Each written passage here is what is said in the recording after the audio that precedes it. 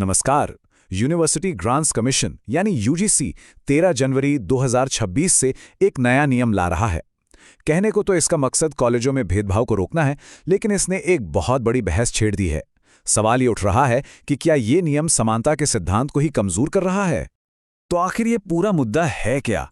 देखिए, एक तरफ तो ये नियम कुछ खास छात्रों को भेदभाव से बचाने के लिए बनाया गया है, लेकिन दूसरी तरफ ये तर्क भी दिया जा रहा है कि यही नियम दूसरे छात्रों को कानूनी तौर पर बहुत ज्यादा असुरक्षित बना रहा है।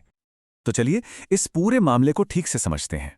हम देखेंगे कि समानता का ये नया सवाल क्या है, यूजीसी के पुराने और नए नियमों में क्या फर्क है, इस विवाद की असली जड़ क्या है, सुरक्षा और सार्वभौमिक अधिकारों के बीच क्या टकराव है, और आखिर में इसके क्या समाधान हो सकते हैं। तो सबसे पहला और सबसे बड़ा सवाल यही उठता है कि क्या ये नए यूजीसी नियम, जो कि बहुत अच्छे इरादे से बनाए गए हैं, असल में सभी छात्रों के लिए एक जैसी कानूनी सुरक्षा दे रहे हैं, चाहे वो किसी भी बैकग्राउंड से आते हों। ये सवाल सच पूछिए तो इस पूरी बहस की जड़ है। क्या किसी छात्र की सुरक्षा इस बात से तय होनी चाहिए कि उसके पास कौन सा जाति प्रमाण पत्र है? ये एक बहुत ही बुनियादी और नैतिक सवाल है जो ये नया नियम उठाता है। इस विवाद को गहराई से समझने के लिए हमें ये देखना होगा कि 2023 के नियमों और 2026 के इन नए नियमों में आखिर बदला क्या है। और ये सिर्फ कुछ शब्दों का बदलाव नहीं है, ये कानूनी सोच में एक बहुत बड़ा बदलाव है। 2023 की जो गाइडलाइंस थीं वो बहुत समावेशी थीं, मतलब उनमें किसी भी छात्र की सुरक्षा की बात कही गई थी।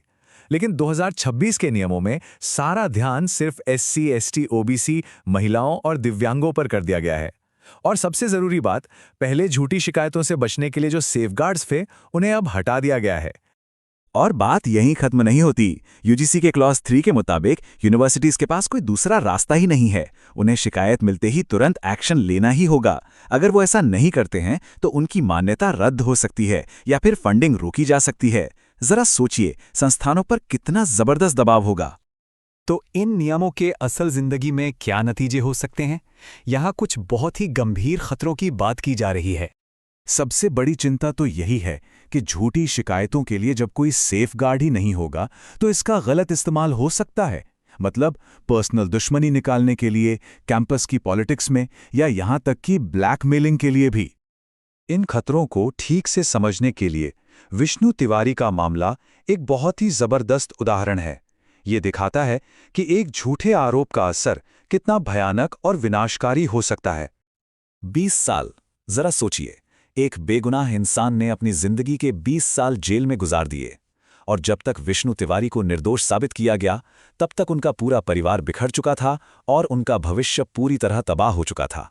विष्णु तिवारी का मामला इस बहस को सीधे हमारे विश्वविद्यालयों तक ले आता है। सवाल यही है, क्या ये नए यूजीसी नियम अनजाने में हमारे कैंपस में और विष्णु तिवारी पैदा करने का खतरा बढ़ा रहे हैं? देखिए, ये बहस सिर्फ नियमों तक ही सीमित नहीं है, ये हमारे संविधान के बुनियादी सिद्धांतों तक जाती है। आइए देखते हैं कि ये नियम कानूनी और नैतिक तौर पर कहाँ खड़े हैं।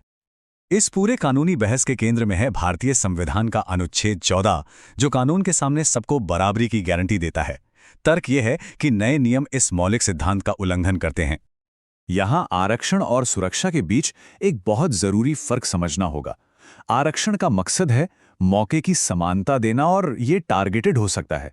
लेकिन सुरक्षा, वो तो एक बुनियादी मानवाधिकार है जो हर किसी के लिए, मतलब यूनिवर्सल होना चाहिए। इन दोनों को एक ही तराजू में तौलना एक बहुत बड़ी वैचारिक गलती हो सकती है। तो इस असंतुलन को ठीक करने का रास्ता क्या है? अच्छी बात यह है कि कुछ ठोस समाधान भी सुझाए गए हैं। चलिए उन पर एक नजर डालते हैं। तो 4 बड़े सुधार सुझाए गए हैं। पहला, झूठी शिकायतों को रोकने के लिए कानूनी हलफनामे जरूरी हों। दूसरा, कोई भी सजा देने से पहले एक स्वतंत्र जांच हो। तीसरा, नियमों में किसी भी छात्र जैसे समावेशी शब्दों को वापस लाया जाए। और चौथा, ध्यान अपराध पर होना चाहिए, पहचान पर नहीं। और आखिर में ये विचार सामने आता है कि सबका साथ, सबका विकास सिर्फ एक नारा नहीं होना चाहिए, बल्कि हमारी नीतियों की आत्मा होनी चाहिए। इसका मतलब है कि कानून की नज़र में हर छात्र बराबर हो और सभी की सुरक्षा सुनिश्चित हो। हम इस आखिरी विचार के साथ इस चर्चा को समाप्त करते हैं। कोई भी समाज अपने सबसे कमजोर समूहों की रक्षा कैसे करे, बिना उन अधिकारों से समझौता किए जो सबके लिए, मतलब यूनिवर्सल होने चाहिए? ये सवाल इस बहस के केंद्रीय तनाव को दिखाता है। और हमें लक्षित सुरक्षा और सार्वभौमिक न्याय के बीच संतुलन की इस मुश्किल चुनौती पर सोचने के लिए छोड़ देता है।